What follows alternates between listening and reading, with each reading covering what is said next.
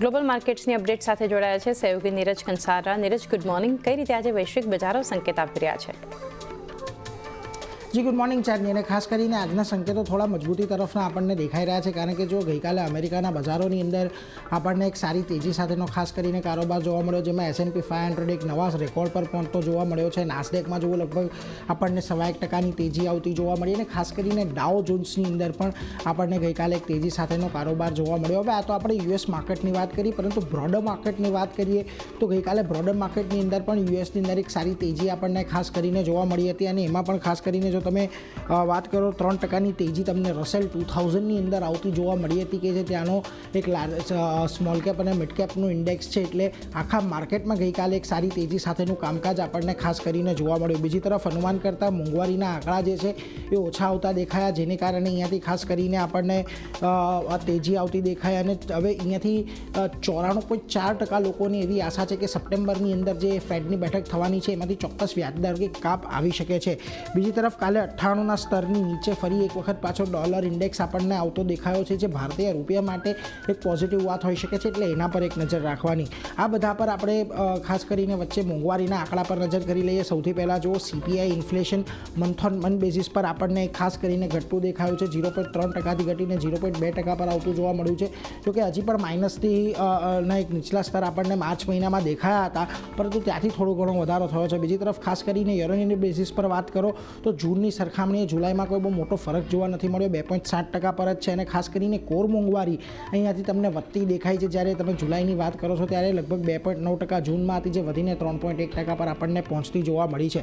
હવે ખાસ કરીને અહીંયાથી નોંધવા જેવી વાત એ છે કે અમેરિકાની અંદર હવાઈ ભાડા છે એમાં 3 વર્ષની સૌથી મોટી તેજી આપણને ખાસ કરીને આવતી જોવા મળી રહી છે, એટલે ખાસા એવા ભાવ અહીંયાથી વધી ગયા છે. બીજી તરફ ખાણીપીણી અને અન્ય વસ્તુઓને છોડીને તમામના ભાવની અંદર વધારો થઈ રહ્યો છે, પરંતુ એની જે ગતિ છે એ ગતિ થોડી ધીમી છે. એટલા માટે ખાસ કરીને અહીંયાથી ભાવ વધારો જે આવી રહ્યો છે એ તો એવિડન્ટ છે જ, અને એ આવનારા સમયની અંદર ટેરિફની કેવી અસર આવે છે એ પણ એક ખાસ અહીંયાથી આપણે જોવાનું રહેશે.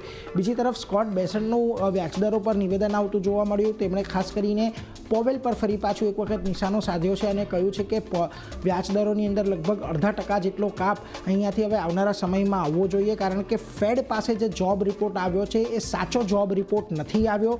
જૂન જુલાઈમાં સાચો જોબ રિપોર્ટ આપણને આવતો જોવા નથી મળ્યો એવું સ્કોટ બેન્સનનું કહેવું છે, અને સહી જોબ રિપોર્ટ જો એમની પાસે હતે તો તેઓ ચોક્કસથી એક વ્યાજદર કાપ કરતે એવું તેમણે એક નિવેદન ખાસ કરીને આપ્યું છે. અને આ બધાની વચ્ચે ફરી પાછું એક વખત ટ્રમ્પ વર્સિસ પોવેલ આપણને થતું જોવા મળી રહ્યું છે. જો કે આ વખતે ખાસ કરીને ટ્રમ્પ થોડોક આડો રાસ્તો લે એવી આપણને સંકેત મળી રહ્યા છે, કારણ કે તેઓ પોવેલ વિરુદ્ધ એક ફેડ બિલ્ડિંગના રિનોવેશન કેસની અંદર કેસ કરી શકે છે કે એવું વિચારી રહ્યા છે, એવું ખાસ કરીને અત્યારે આપણને સામે આવતું દેખાઈ રહ્યું છે. જોકે એમણે ખાસ કરીને એવું પણ કહ્યું છે કે પોવેલના દર ન ઘટાડવાથી કેટલું નુકસાન થયું છે આ અમેરિકાને એ કહેવું ઘણું મુશ્કેલ છે. બાકી એ તો એમનું તો એવું કહેવું છે કે અમેરિકાની અર્થવ્યવસ્થા એટલી બધી મજબૂત છે એટલા માટે થઈને આ વ્યાજદર કાપની અસર કોઈ દેખાતી નથી. બાકી એમને તો વ્યાજદર કાપ કરવા જ જોઈએ એ પ્રકારનું નિવેદન આવતું જોવા મળ્યું.